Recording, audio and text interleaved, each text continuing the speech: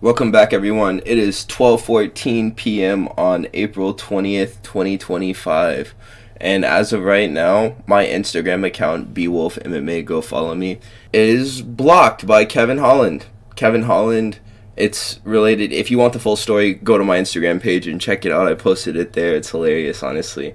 I just wanted to get the housekeeping stuff out of the way first. We have a new card to discuss. It's going to be in Kansas City this Saturday on April 26th. The headliner is going to be Ian Machado-Garry versus Carlos Prates.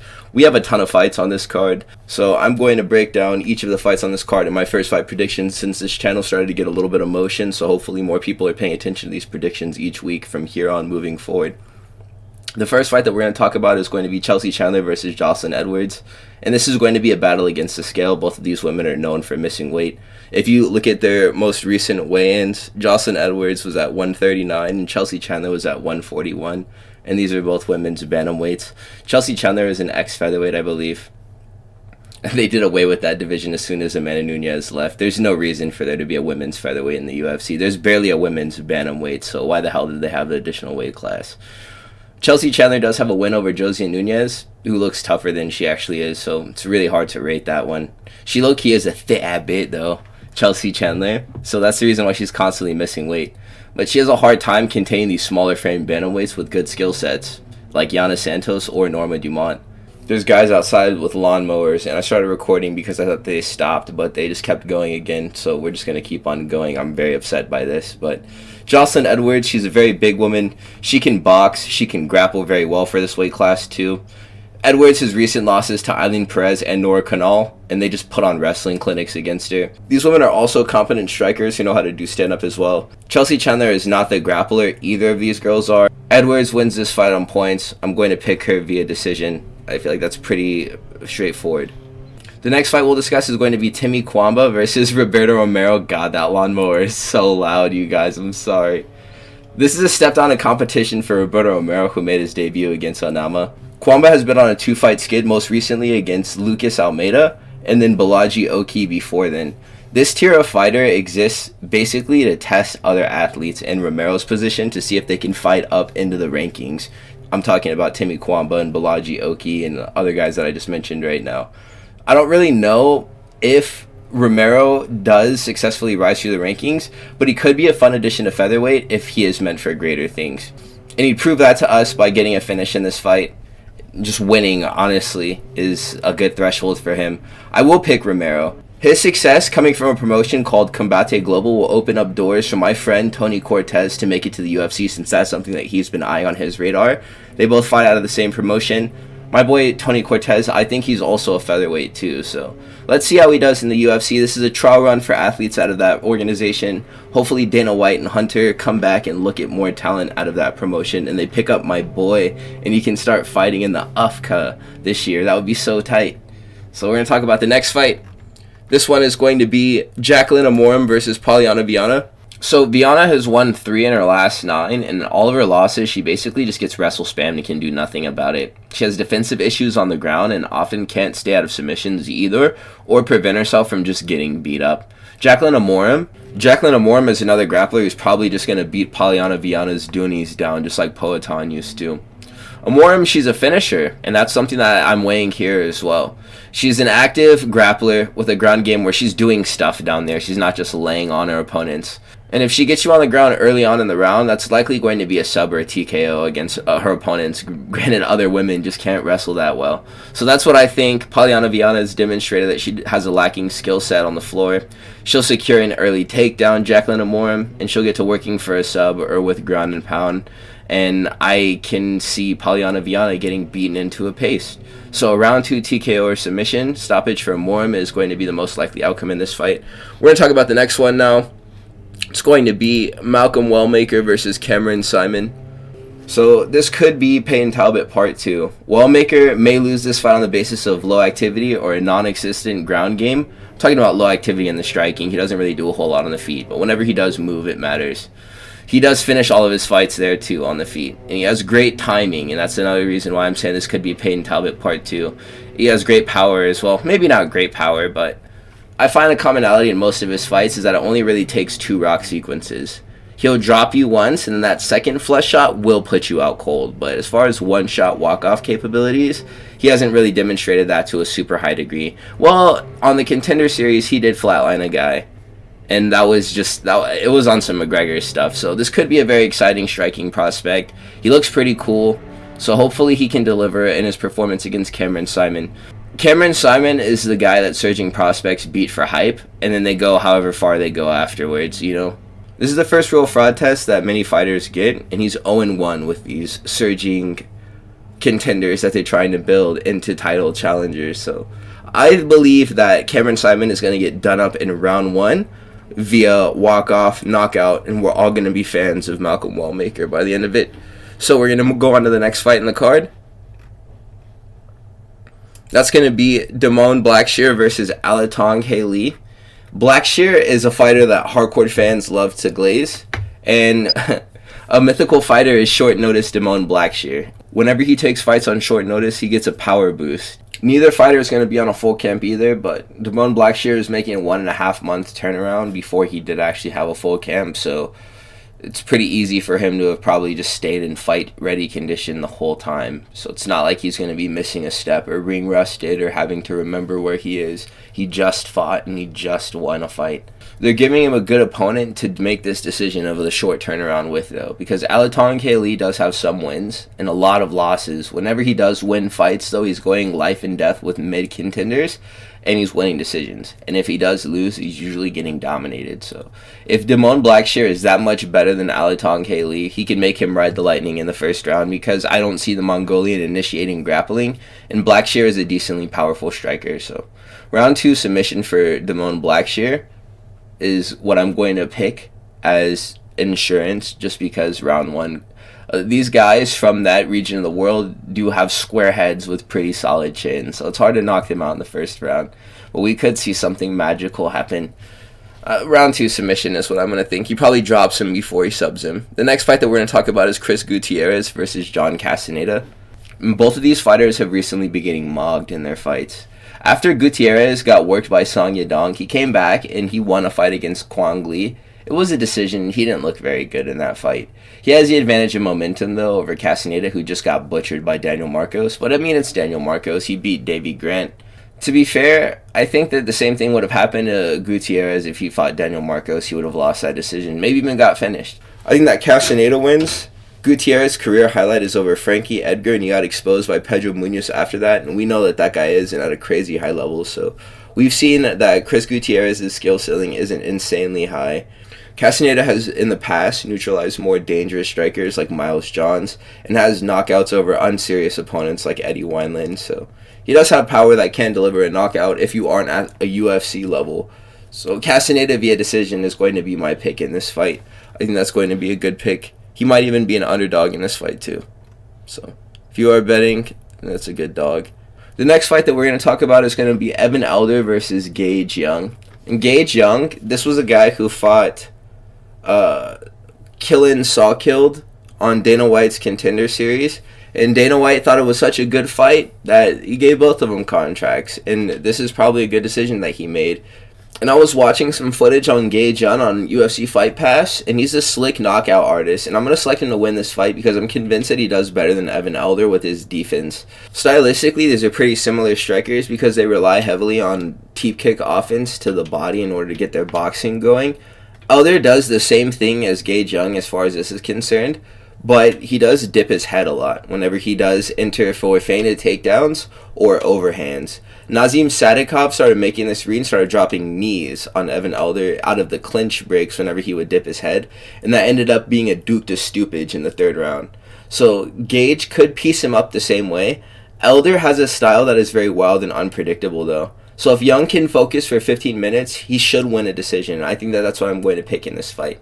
So my official pick for this one is going to be Gage Young via decision. At the top of the prelims, we have Matt Schnell versus Jimmy Flick. And did Matt Schnell not retire after getting mollywopped by Cody Durden? I could have sworn that that happened. And I kind of want to see him get punished for coming back to the sport. Because if you've been following this channel, you know how I feel about these guys walking away from the sport and then coming back to it. I don't like it. You can't just be getting cold feet randomly and be like, oh no, I'm done with this. But what if? And you come back, and you're gone, and you come back, and there's guys who have been sleeping at the gym the whole time training while you've just been fence sitting. And they're going to knock you out. And I'm not saying Jimmy Flick is one of these serious prospects, but even if Matt Schnell does win against Jimmy Flick, what happens then? He fights Manel Cap? Well, what do you think happens there? We've already seen what Cody Durden does to this guy, man. So, why is he still here? Flick has a sub over Malcolm Gordon in between losses to Nate Maness and also Alessandro Costa. I think as far as two prospects go, they're on level with each other, Matt Schnell and Jimmy Flick. He's probably even worse than Matt Schnell a little bit, but I'm not going to be the guy picking Matt Schnell again like an idiot and then watch him get knocked out again, and then I have to be like, oh, sorry, guys, I just saw Matt Schnell's boxing, he rocked him at one point. No, I'm not going to do that, bro. Jimmy Flick is going to win this fight. The reason why I like to pick Matt Schnell, though, is because he lost his mom a few years ago before the Sumaderji fight, and I wanted to root for him, but his mandible is made out of milk bones, so I never can, and it's hard. So that takes us up to the main card. The first fight that we're going to discuss is going to be Ikram Aliskerov versus Andre Muniz. This is going to be a mid-off between two overhyped grapplers. Ikram is probably better just because he likely has better cardio and wrestling offense. Muniz is a pure jiu-jitsu build like Kron Gracie, and he's not even the best grappler in the division because he was beaten by Paul Craig and Brendan Allen on the ground, who both like doing the same thing that he does as far as just wet blanketing people and looking for subs once he gets them tired. Aliskerov has a bad chin, but Whitaker just placed a perfect shot on him to knock him out. Muniz doesn't even have the timing or potency in his striking to replicate this, so I think he just gets dominated for 3 rounds, and it's going to be easy. Aliskerov via decision is going to be my pick for this fight. He could stop this one, though, and get some more eyes on him. And I don't think that Aliskerov via stoppage, maybe TKO, is a bad pick either. I just can't pick which round it would come in if it did happen. The next fight that we're going to talk about is going to be Randy Brown versus Nicholas Dalby. And Dalby is a person who you can't look past because he'll hand you a career loss, and you don't want that from him since he doesn't have a lot of hype, and he never has. Brown is someone the organization is trying to build for a third time following losses to Brian Bettel and Jack Della Maddalena, but they're making him earn fans with tough scheduling, so this is kind of a good thing. Dalby has more weapons to win this fight, I believe, as he displayed himself to be on equal footing with Renat Fakhretdinov, who he was robbed of a decision against. We watched him get absolutely slimed out by the judges. It was horrible. Renat also beat the guy who just beat Brown, if you want to do some MMA math. We all know it doesn't work, but Brian Battle was beaten by Renat. Nicholas Dalby basically beat Renat in the fight, and Brian Battle beat Randy Brown. If that checks out in your head, then go with that. But my reasoning is going to be Brown's chin is very unreliable. And he does have very high skill as a kickboxer regardless of this. And Randy Brown is maxed out like 2 times against Brian Battle, who did come in overweight. So, I mean, if you want to kind of rock that one off, that's fine. But Jack Della Maddalena knocked him out clean. With Nicholas Dalby, we don't really know what his skill ceiling is. They're trying to build Renat as this massive prospect at 170.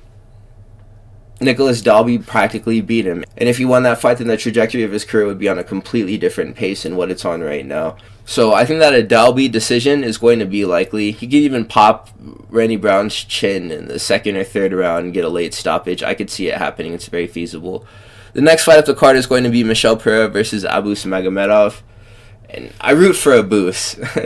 I saw this one Chris Curtis clip where Strickland was fighting Abus, and Curtis was just memeing on Strickland. He was just cheering for Abus Magomedov. And Sean Strickland was like, why are you cheering for this guy? And Chris Curtis was like, I root for Abus. And I make that joke all the time now. I root for Abus. The reason why is because Pereira's demonstrated in his fight against Anthony Hernandez that he struggles on the floor. And he's much less dangerous even after the first wrestling exchange is over. Abus's last fight with Bruno Ferreira basically proved that he will do anything to get a takedown late into a fight against a person that he knows he can choke once they get tired because they're just worse at grappling than he is. Pereira 100% is worse at grappling than Abus. And the takedowns are going to be there. This guy has been riding down easy street anyways, as I discussed in my second to last upload. I think this is like his second real contender that he's going to be fighting in the UFC after Anthony Hernandez, and we see how that first try went. So, I mean, this guy at 31-12, what's one more loss? Abus Magomedov is going to win this fight. I could see him choking this guy out in the 2nd round.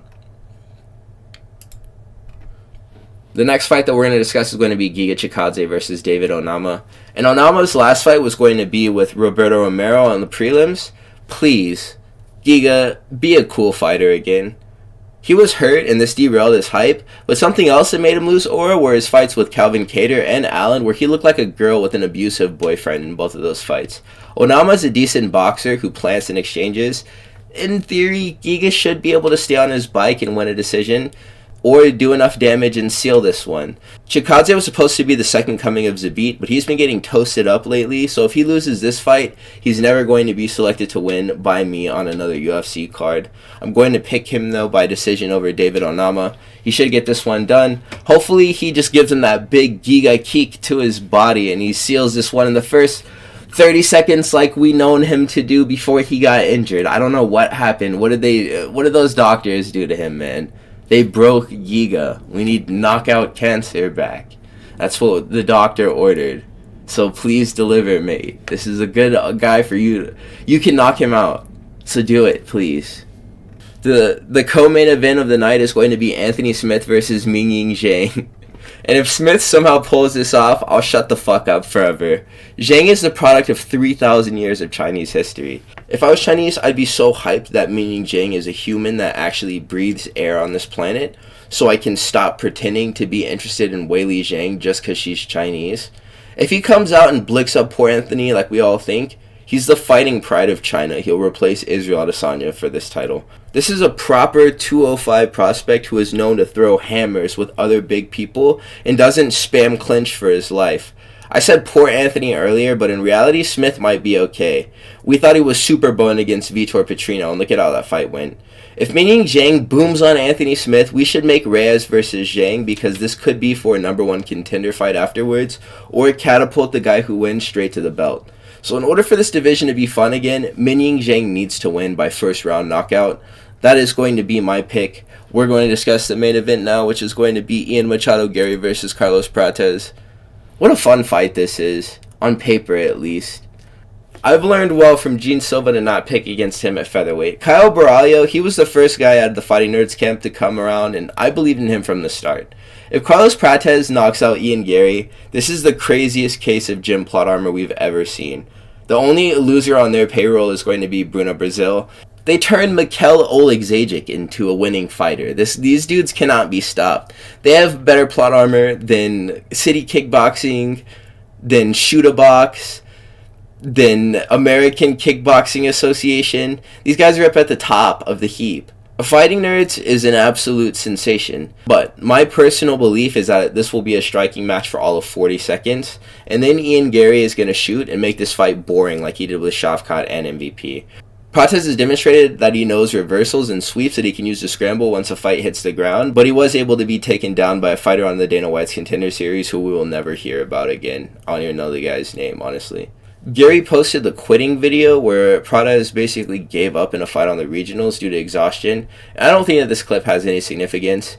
And if that does manifest itself in this matchup, it will just be in the form of Carlos Prates allowing Ian Garry to advance into positions and finish the fight.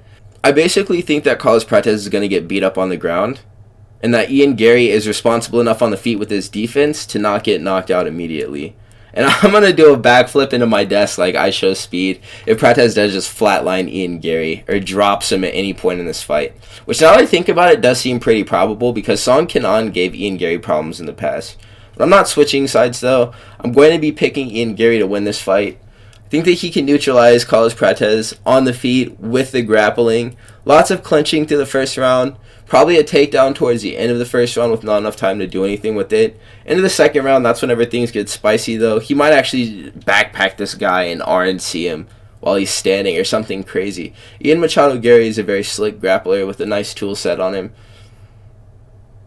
Hopefully I'm not going to eat these words by the time that the Saturday night rolls around. But that's going to be my pick. You guys, thank you so much for the support. We're at 116 subscribers. I never really made a big whoop of the milestone of 100 subscribers, but we're blowing right past it. I know that with a few more banger uploads, I'm going to be right up there. So I'm going to keep on going with this. I'll never lack in consistency. I have the tools that I need to do this, so I'm going to do this, and I love doing it. So thank you guys. Tune in for a new upload tomorrow. hopefully this is the weekend where I got all of the predictions right. I've never done that before, 100% in a card. If that does happen, I'm going to feel so good. Maybe this is the weekend, you guys. If you did stick around up until this point, please like, comment, and subscribe. I will catch you fellas in the next one. Have a wonderful day.